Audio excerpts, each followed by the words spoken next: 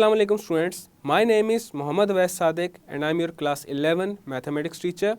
Students, आज के lecture में हम लोग स्टार्ट करेंगे चैप्टर नंबर 1. चैप्टर नंबर 1 है नंबर सिस्टम्स. तो आए चलते हैं वाइट बोर्ड की तरफ और आज का लेक्चर शुरू करते हैं. चैप्टर नंबर 1 है नंबर सिस्टम्स. तो सबसे पहले देखते हैं इसका introduction. In the very beginning human life was simple. An early ancient herdsman compared sheep or cattle of his herd with a pile of stones when the herd left for grazing and again on its return for missing animals.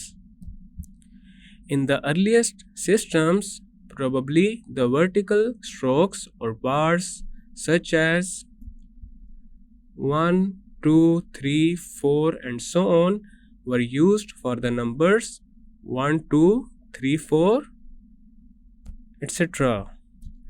Initially numbers को represent करने के लिए vertical strokes या फिर vertical bars को use किया जाता था.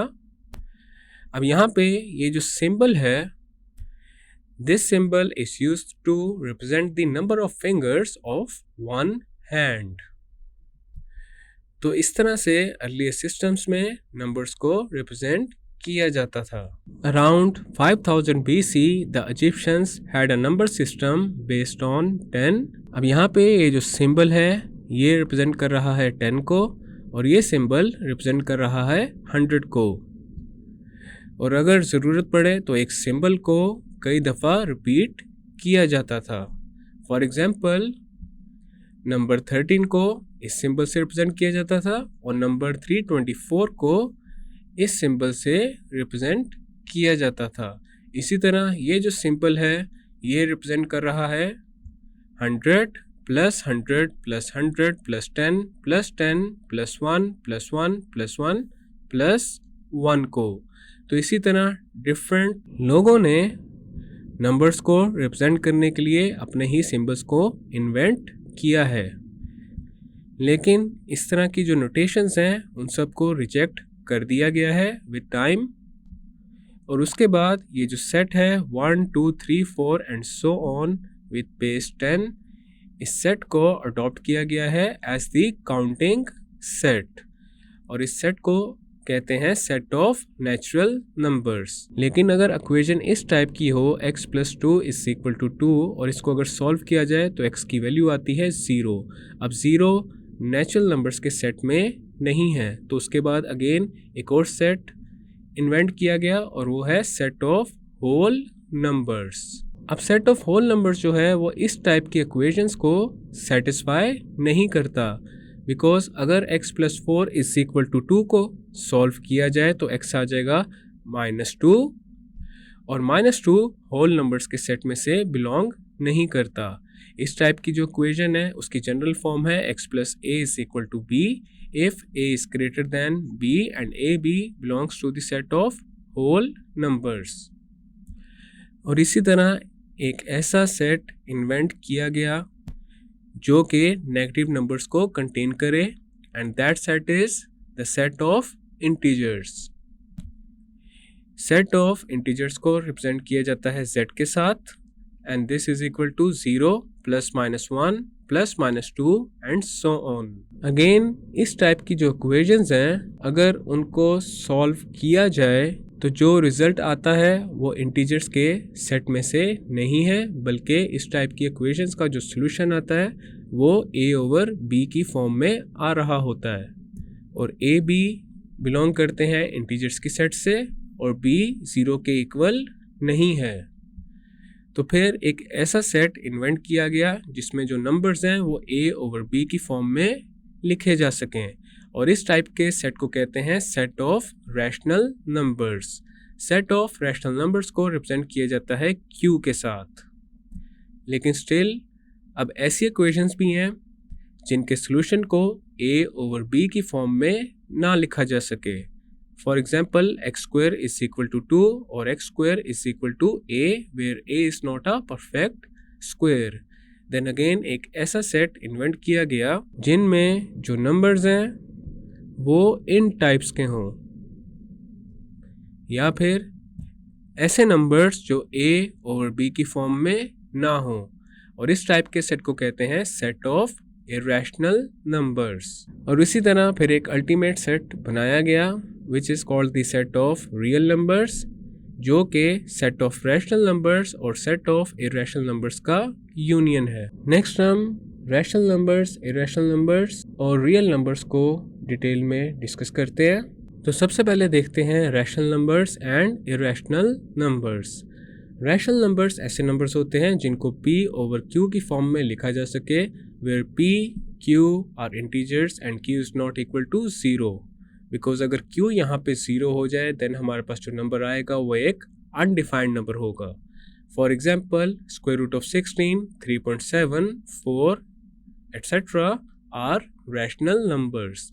अब यहाँ पे जो स्क्वायर रूट ऑफ 16 है इसको रिड्यूस किया जा सकता है p ओवर q की फॉर्म में, बिकॉज ये जो 16 है ये कंप्लीट स्क्वायर है 4 का, तो स्क्वायर रूट ऑफ 16 इक्वल आ जाएगा square root of 4 square which is equal to 4, और 4 को हम लिख सकते हैं 4 ओवर 1। तो यहाँ पे देखा जा सकता है square root of 16 p over q की फॉर्म में आ चुका है, which means square root of 16 is a rational number. Irrational numbers ऐसे नंबर्स को कहते हैं जिनको p ओवर q की फॉर्म में ना लिखा जा सके। For example square root of 2, square root of 3, 7 over square root of 5, square root of 5 over 16, ये सब क्या है? Irrational numbers. नेक्स्ट है decimal representation of rational and irrational numbers. तो इसमें सबसे पहले है टर्मिनेटिंग डेसिमल्स। टर्मिनेटिंग डेसिमल एक ऐसे डेसिमल को कहते हैं जिसके डेसिमल पार्ट में फाइनाइट नंबर ऑफ डिजिट्स हों। फॉर एग्जाम्पल 202.04, 0.0000415, 100,000.41237,895, ये सब टर्मिनेटिंग डेसिमल्स की एग्जाम्पल हैं। और इस तरह के किसी भी टर्मिनेटिंग डेसिमल को एक कॉमन फ्रैक्शन में कन्वर्ट किया जा सकता है। तो इसका मतलब ये है कि जितने भी टर्मिनेटिंग डेसिमल्स हैं वो सब क्या हैं? Rational numbers. नेक्स्ट है रेकरिंग डेसिमल्स। रेकरिंग और पीरियोडिक डेसिमल एक ऐसे डेसिमल को कहते हैं जिसके डेसिमल पार्ट में एक या एक से ज़्यादा डिजिट बार बार रिपीट हो रहा हो। For example 0.2222 and so on. अब इस टाइप के जो डेसिमल होते हैं इनको कॉमन फ्रैक्शन में कन्वर्ट किया जा सकता है। अब जिस तरह हमने ये एक रेकरिंग डेसिमल को लिखा हुआ है 0.22222 and so on, this is equal to 2 over 9। तो इसका मतलब ये हुआ कि जितने भी रेकरिंग डेसिमल हैं वो सब रैशनल नंबर है। अब कुछ ऐसे भी डेसिमल होते हैं जो कि ना ही टर्मिनेट हो रहे हों और ना ही रेकर हो रहे हों। इस टाइप के डेसिमल को कहते हैं non terminating non recurring decimal. और इस तरह के डेसिमल को कॉमन फ्रैक्शन में कन्वर्ट करना इम्पॉसिबल है। So a non terminating non recurring decimal represents an irrational number.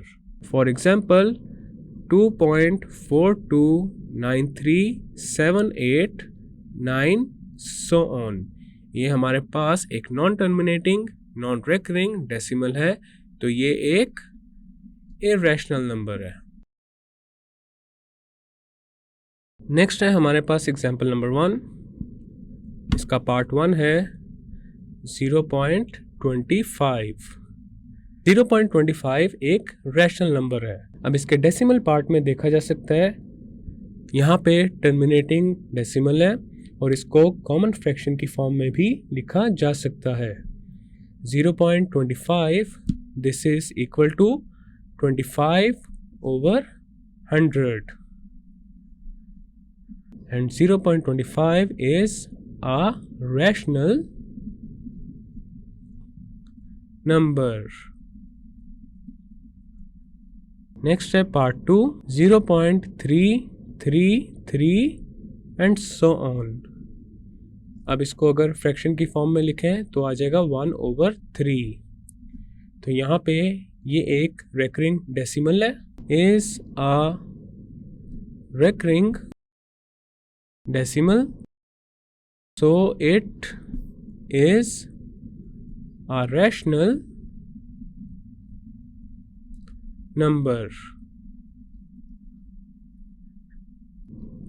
Next है 2.3 बार।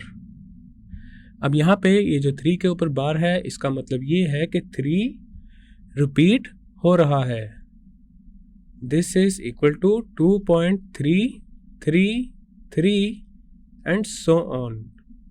तो ये एक रैशनल नंबर है, is a rational number. Part 4 है 0.142857 142857 and so on.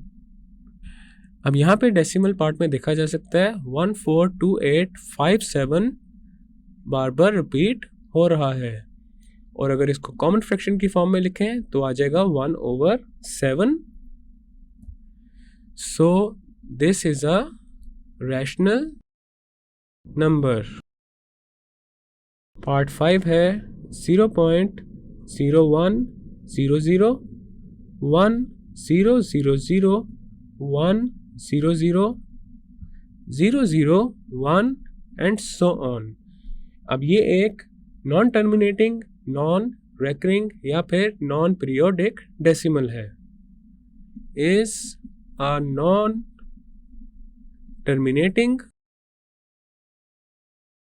Non periodic decimal, so it is an irrational number. Part 6 है 211.121112211112222 and so on. अब ये भी एक non terminating, non recurring decimal है, so this is also an irrational number, is an irrational number. Part 7 है 1.4142135 and so on. अब ये एक non terminating, non recurring decimal है, so this is an irrational number. Part 8 है 7.320508 and so on. This is also an irrational number. Part 9 है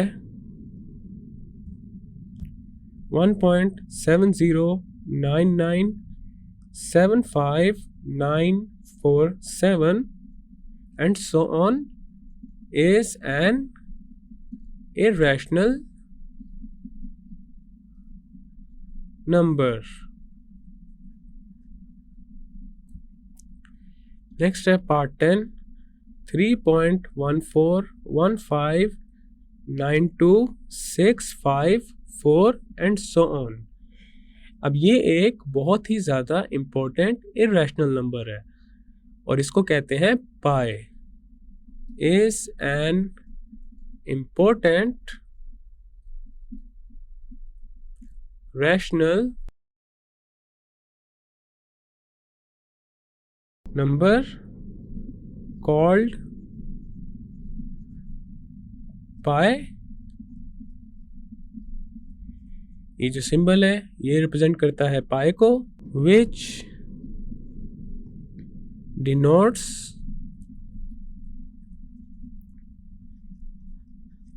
the constant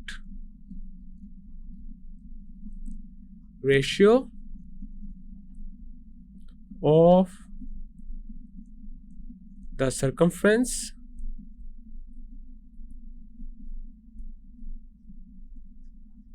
of any circle to the length of its diameter. इसका mathematical formula है pi is equal to circumference of any circle divided by length of its diameter. पाई की जो approximate value होती है वो होती है 22/7 एंड अप्रोक्सीमेट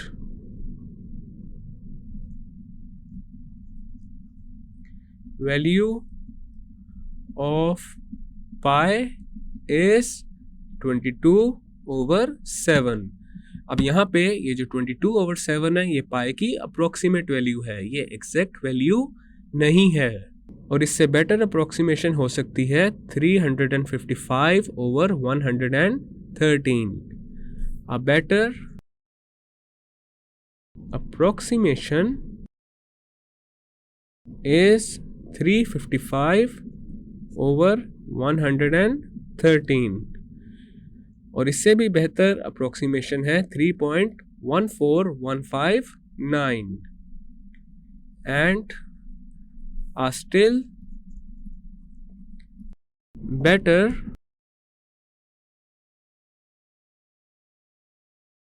approximation is 3.1415. तो ये थी हमारे पास पाई की कुछ अप्रोक्सीमेशंस, और जो नंबर पाई है वो स्ट्रिक्टली एक इरेशनल नंबर है. नेक्स्ट है example number 2. Prove square root of 2 is an irrational number. अब इसका करते हैं सॉल्यूशन. अब यहाँ पे हमने ये प्रूव करना है ये जो स्क्वायर रूट ऑफ 2 है ये एक इरेशनल नंबर है. तो यहाँ पे हम सबसे पहले ये सपोज करेंगे कि जो स्क्वायर रूट ऑफ 2 है वो एक रैशनल नंबर है. Suppose if possible square root of 2 is rational. अब अगर स्क्वायर रूट ऑफ 2 एक रैशनल नंबर है तो ऑब्वियसली इसको p/q की फॉर्म में लिखा जा सकता है. So that it can be written in the form p/q.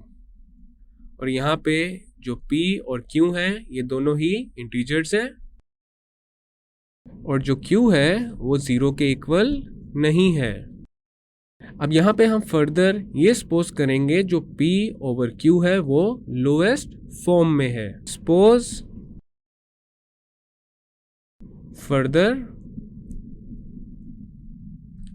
That p/q is in its lowest form. एक फ्रैक्शन की जो लोएस्ट फॉर्म होती है वो एक ऐसी फॉर्म होती है जिस फॉर्म के बाद एक फ्रैक्शन फर्दर रिड्यूस ना कर सके. फॉर एग्जाम्पल अगर हमारे पास एक फ्रैक्शन है 4/28. 4 और 28 का जो कॉमन फैक्टर है वो 2 है. 2 into 2 is 4. 2 into 14 is 28. Again 2 और 14 का जो कॉमन फैक्टर है वो 2 है. 2 into 1 is 2. 2 into 7 is 14. तो हमारे पास आ जाएगा 1/7. अब यहाँ पे ये जो 1/7 है ये लोएस्ट फॉर्म में है, इसको फर्दर रिड्यूस नहीं किया जा सकता. तो यहाँ पे अब हमने ये सपोज कर लिया है जो p/q है वो लोएस्ट फॉर्म में है. तो हमारे पास जो स्क्वायर रूट ऑफ 2 है वो आ जाएगा P ओवर Q के इक्वल, और यहाँ पे Q 0 के इक्वल नहीं है।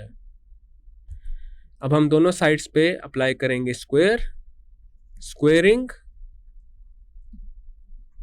Both sides, square root of 2 whole square, this is equal to P over Q whole square. Square से स्क्वायर रूट हो जाएगा cancel, because square root is equal to raise to the power 1/2, और 1/2 को जब 2 से multiply किया जाता है तो आता है 1, तो यहाँ पे 2 के एक्सपोनेंट में आ जाएगा 1, और हमारे पास अब आ जाएगा 2 is equal to P square over Q square. अब यहाँ पे राइट साइड पे देखा जा सकता है Q स्क्वायर P स्क्वायर से हो रहा है डिवाइड, इसको शिफ्ट करेंगे लेफ्ट साइड पे, और जब Q स्क्वायर लेफ्ट साइड पे शिफ्ट होगा तो वो 2 के साथ हो जाएगा मल्टीप्लाई हमारे पास अब आ जाएगा 2Q square is equal to P square, और इसको हम लिख सकते हैं P square is equal to 2Q square. This is equation number 1।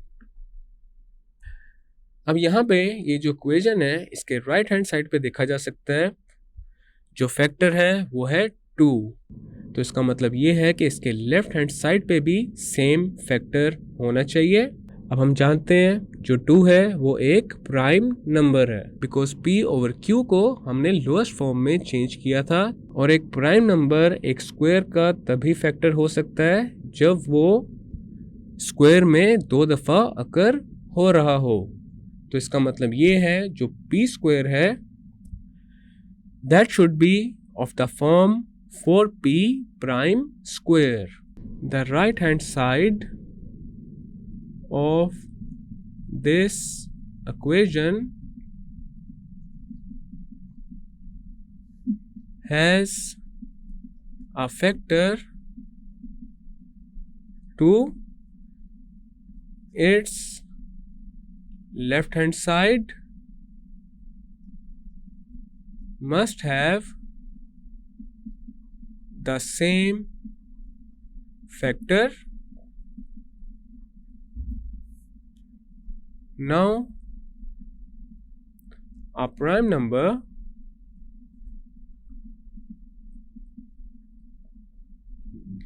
can be a factor of a square only if it occurs at least twice in the square.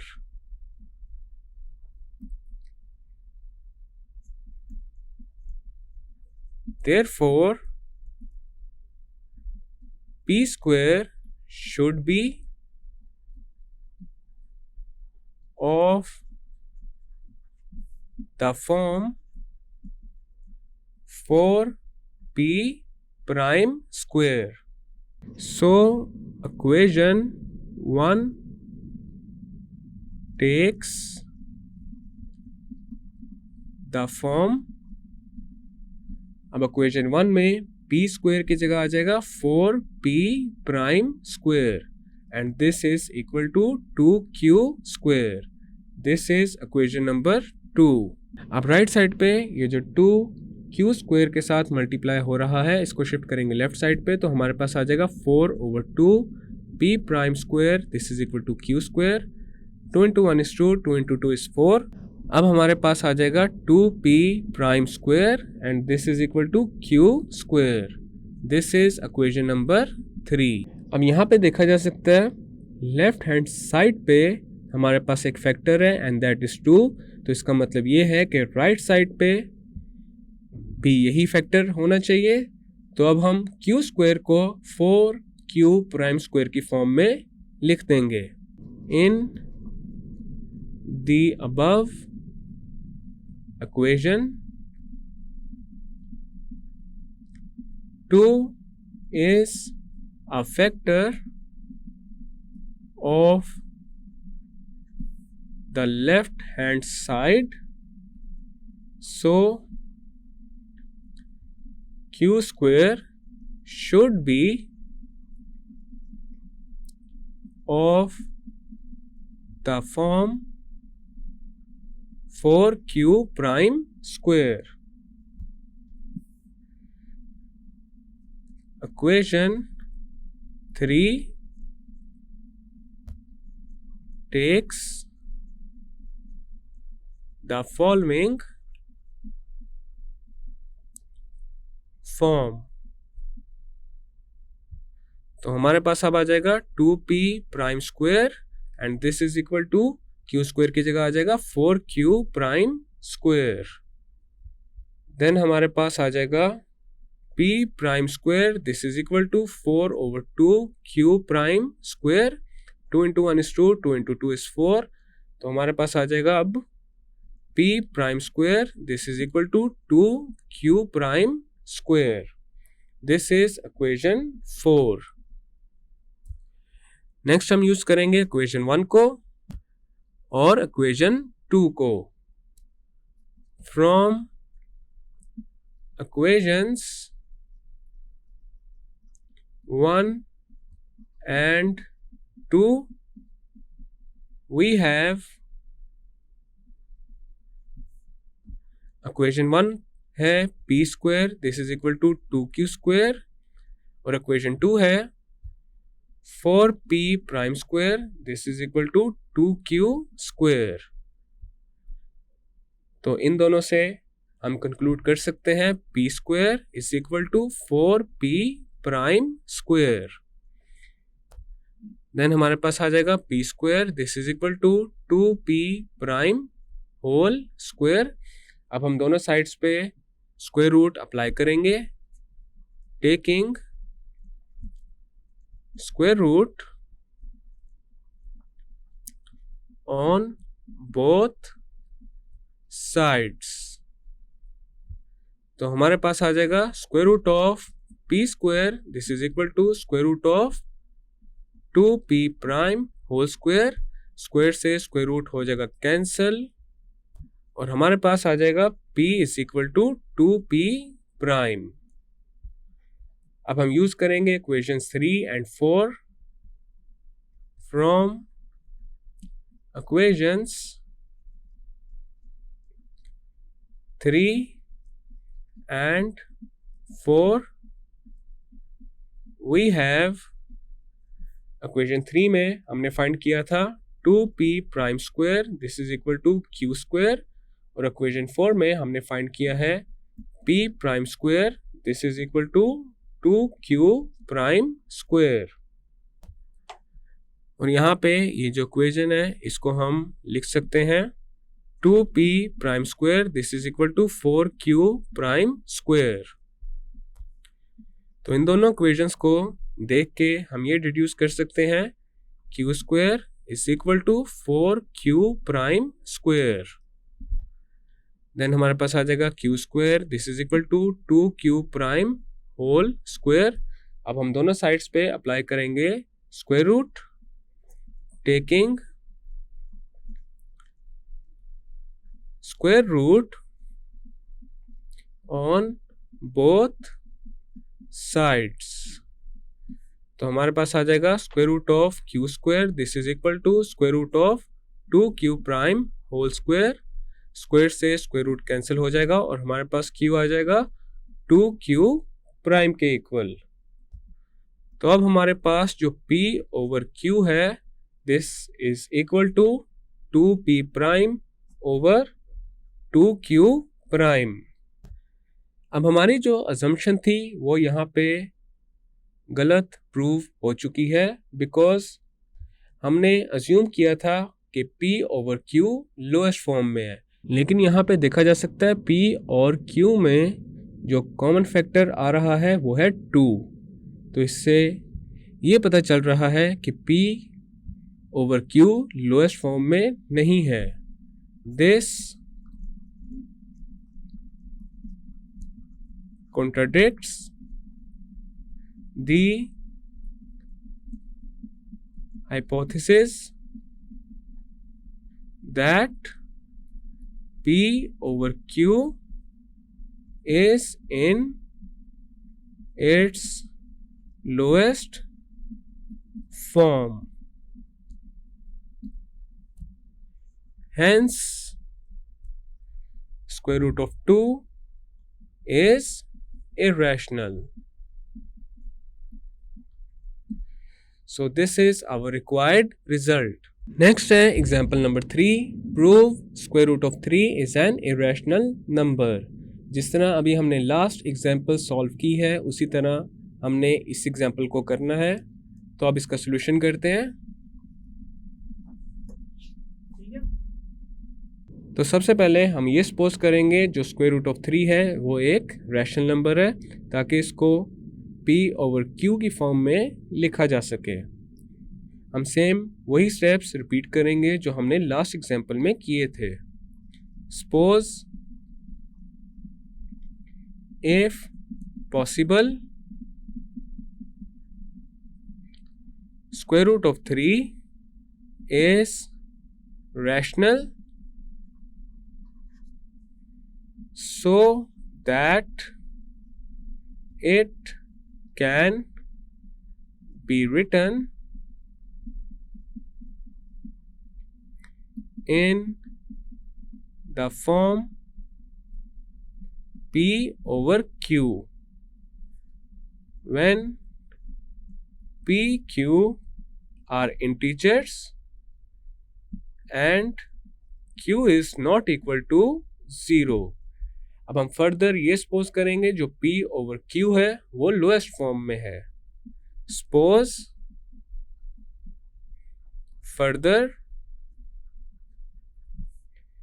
That P over Q is in its lowest form. Then square root of 3, this is equal to P over Q and Q is not equal to 0. अब हम इस equation का square लेंगे. Squaring this equation we get 3 is equal to P square over Q square. तो हमारे पास अब P square आ जाएगा 3Q square के इक्वल. This is equation 1. अब यहाँ पे देखा जा सकता है ये जो इक्वेशन 1 है इसके राइट हैंड साइड पे जो फैक्टर है वो है 3. तो इसका मतलब ये है कि इसके लेफ्ट हैंड साइड पे भी सेम यही फैक्टर होना चाहिए. और एक प्राइम नंबर एक स्क्वायर का तभी फैक्टर हो सकता है जब ये एटलीस्ट उस स्क्वायर में 2 दफा अकर हो रहा हो. तो अब हम P स्क्वायर को 9P प्राइम स्क्वायर की फॉर्म में लिख देंगे. तो हमारे पास अब आ जाएगा 9P prime square. This is equal to 3Q square. This is equation 2. यहाँ पे हमने P स्क्वायर को 9P प्राइम स्क्वायर की फॉर्म में लिख दिया है. P square is in the form of 9P prime square. Then हमारे पास आफ्टर सिंप्लीफिकेशन आ जाएगा 3P prime square. This is equal to Q square. This is equation 3. अब यहाँ पे ये जो इक्वेशन नंबर 3 है इसमें देखा जा सकता है लेफ्ट हैंड साइड पे जो फैक्टर है वो है 3. तो इसका मतलब ये है कि राइट हैंड साइड पे भी सेम यही फैक्टर होना चाहिए. तो अब हम Q स्क्वायर को 9Q प्राइम स्क्वायर की फॉर्म में लिख देंगे. तो हमारे पास आ जाएगा 3P prime square. This is equal to 9Q prime square. तो यहाँ पे हमने Q स्क्वायर को 9Q प्राइम स्क्वायर की फॉर्म में लिखा है. Q square is in the form of 9Q prime square. तो हमारे पास अब आ जाएगा P prime square. This is equal to 3Q prime square. This is equation 4। Next हम इक्वेशन नंबर 1 और इक्वेशन नंबर 2 को यूज करेंगे। इक्वेशन नंबर 1 है p square is equal to 3q square and equation number 2 is 9p prime square is equal to 3q square. From 1 and 2 तो हमारे पास यहाँ पे आ जाएगा p square this is equal to 9p prime square. Then आ जाएगा p square this is equal to 3p prime whole square. अब हम दोनों साइड्स पे अप्लाई करेंगे square root, taking square root on both sides. तो हमारे पास अब आ जाएगा p is equal to 3p prime. इसी तरह अब हम यूज करेंगे इक्वेशन 3 एंड 4 को। From equations 3 and 4 we have q square is equal to 9q prime square।